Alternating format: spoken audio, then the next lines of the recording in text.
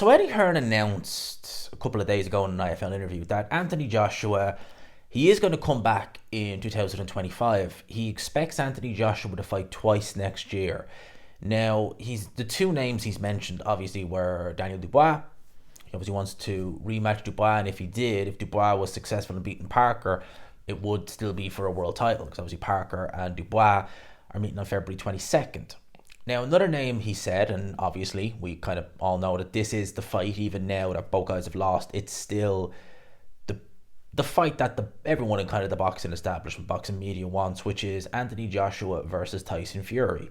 Yes, of course, that fight has lost a lot of the wow factor, the it factor that it would have had a couple of years ago.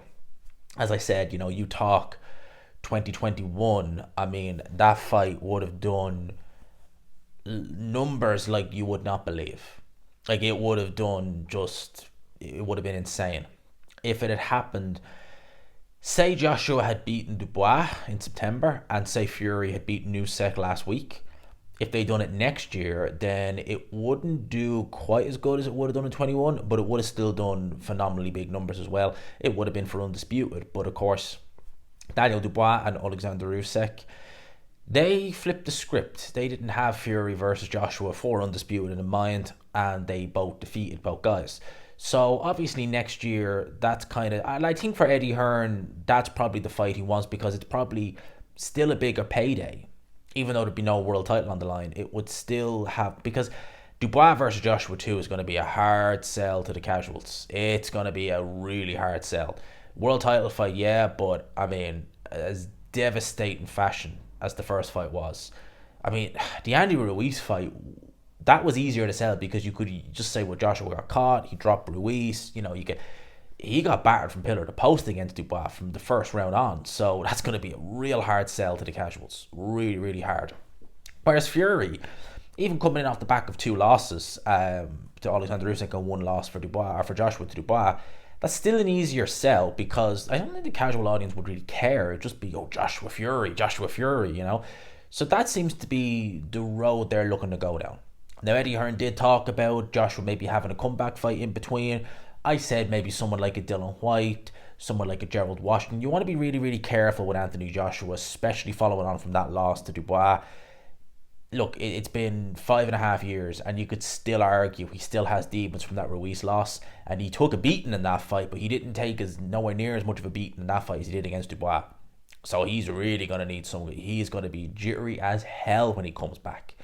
And that's why I was saying you need to match him carefully. But if they're ultimately looking to do Anthony Joshua versus Tyson Fury, you would imagine you want Anthony Joshua to have the best chance of winning. You would imagine.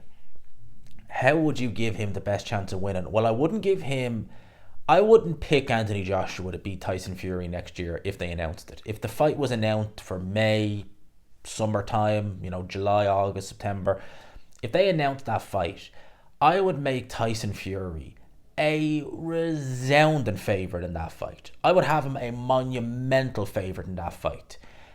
One of the reasons why I would have him as a monumental favourite is because it might change, but I don't know.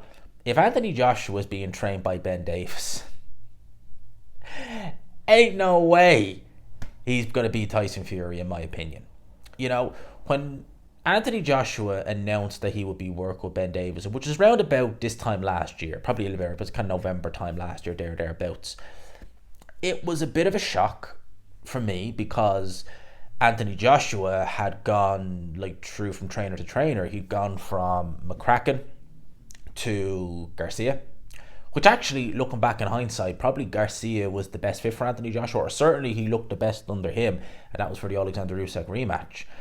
And then he went to Derek James, which I didn't actually see too much of a problem with. And yeah, look, Joshua didn't look amazing in those two fights, but I guess upon reflection, you could say, well, really, in those two fights, you could have had anyone in the corner. He might have fought within himself and fought a little bit jittery in those fights, which he did, even in the Hellenius fight. And then he announces he's going with Ben Davison, and you're kind of like, okay, that's a bit out of left field, because Ben Davison, for the longest time, and he still is, judging by the IFL interview we've seen with him, and the way, look, I know him and Tyson Fury are friends, I get that, but Like the way he's still, like, he wouldn't give Coogan a direct answer in terms of when Coogan said, how did you score the fight? Oh, I wasn't scoring it, and I thought they'd give it to Tyson. Saying it was close, nah, man, come on. Yeah, Ben Davidson knows boxing. He knows what he's looking for. Come on, man. You know what that is. For him to like, you'd swear Ben Davison was a member of Team Fury at that event. And yeah, I get it. He's cool with Tyson Fury. He's mates with him. I understand that. I get that, right? But if you are training one of his contemporaries, arguably, with the exception of Alexander Usyk, his biggest rival, Anthony Joshua, if he is best buds with your rival and your Anthony Joshua, you're looking at that thinking that could be problematic. When Anthony Joshua started work with Ben Davidson, they had their first fight against Otto Wallin, and Joshua looked very good in that fight. He really did. Otto Wallin, how good is Otto Wallin? I mean, he could be going in there against Chisora. A lot of people have him down as the favourite, or Chisora as the favourite, and Chisora's shot the bits at this point.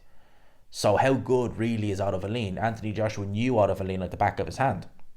So he knew what this guy can do or what this guy can't do, and he fought very confidently in that fight, and he looked very good.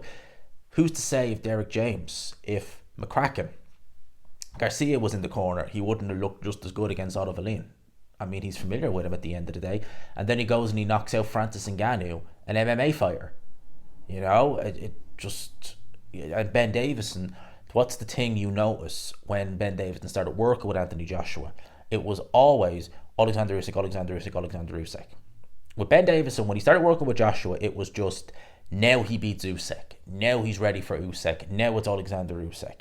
In spite of the fact everyone else was saying, well, what about Tyson Fury? And if you remember, Ben Davison, whenever he was asked about would you train Joshua for Tyson Fury, oh, well, that's a stupid question. Well, that's a silly answer. It's a simple yes or no. Yes, you would, or no, you wouldn't. Ducking an answer like that's straight out of the Book of Parliament. Just duck an answer like that with an even sillier answer. So with Anthony Joshua coming into the new year, he's going to want to really look and reflect on things. Ben Davidson is not a bad coach. Understand that. I've never said he's a bad coach. He's not. I think that Ben Davison, for Anthony Joshua, in a sense of Anthony Joshua has someone there who can instruct him, literally throughout the course of a round. He's telling him everything he needs to know. He's doing the thinking for Anthony Joshua in the nicest possible way. And Anthony Joshua was not having to overthink things. However, having said that, as you've seen in the Dubois fight, he did give some bad advice. To go in there with an uppercut and do, what was it, I think it was something like that, just lead in with an uppercut. You don't do that. And he did give some bad instructions there, but for the most part, I've always said Ben Davison, I think he is quite a good coach. You've seen the work he's done with the likes of Josh Taylor. Josh Taylor looked very good under him. In my opinion, he definitely did. He looked better than he does now. And Lee Wood speaks for itself. I even thought when he was training Lee McGregor looked particularly good under Ben Davison. He certainly looked a lot better under Ben Davison than he did in his last fight. And he won his last fight quite clearly, but under Ben Davison, he looked much, much better. That was Lee McGregor. So, Davison's not a bad coach, but I just cannot see, if they do Anthony Joshua versus Tyson Fury, him having Joshua's best interest. I mean, at the end of the day, I know Fury is his mate, and some people would say, well, look, maybe he'll be able to separate the two. Well, listen, whenever he was asked about that fight, he never gave a clear answer. But you mentioned Alexander Usyk. Oh, he beats Alexander Usyk under me. Oh, is this always that? Oh, yeah, I'm the man. And it's like, well, you're happy to answer that one over the guy Joshua's already been schooled by twice. But Tyson Fury, his main kind of rival, his contemporary in the division, who everyone wants to see, you won't give a clear answer with that one? I don't know. I wouldn't. If I was Anthony Joshua, Eddie Hearn, Team Joshua, I would look at that and I'd be raising eyebrows saying, well, if we do fight Tyson Fury, where does your allegiance lie? Serious question. Where does it lie? I mean, Ben Davison was pretty much unheard of until Tyson Fury brought him into the sport of boxing. Well, he was already in the sport of boxing. He trained Billy Joe Saunders against Akhmov in that world title fight in 2016. Do you remember that fight, the very end of 2016, Billy Joe Saunders? He fought in that leisure centre on short notice. That was Ben Davison. That was the first time we really seen him. And then he stayed fairly under the radar. I know he was working with a couple of the IFL fighters back in the day. IFL, they were MTK fighters. It was back when IFL started doing the MTK shows, way back, little leisure centre shows. He was training a few fighters on there. And then he went with Tyson Fury, and that's when he was catapulted into the limelight, so to speak. And as I've said, Ben Davidson has a good boxing brain. He certainly does. But where does his allegiance actually lie? Because seriously, when you see how this guy behaves, especially when it comes to Tyson Fury, you would be like, oh, I wouldn't want him training me going up against that guy. I wouldn't. And I think with Anthony Joshua, if that's the road they're looking to go down, and quite frankly, it really is the only road you can go down. I mean, I know you could do Deontay Wilder, and I'd watch that fight. Yeah, of course I would. You could still do that fight, but realistically, like the fight that's going to make him and Tyson Fury the most money, and I think Tyson Fury will probably want that Joshua fight, because even if Ben Davidson isn't training Anthony Joshua, I would make Tyson Fury a resounding favourite over Anthony Joshua at this point. I would make him a red hot favourite over Joshua at this point, because Fury still has something left in the tank.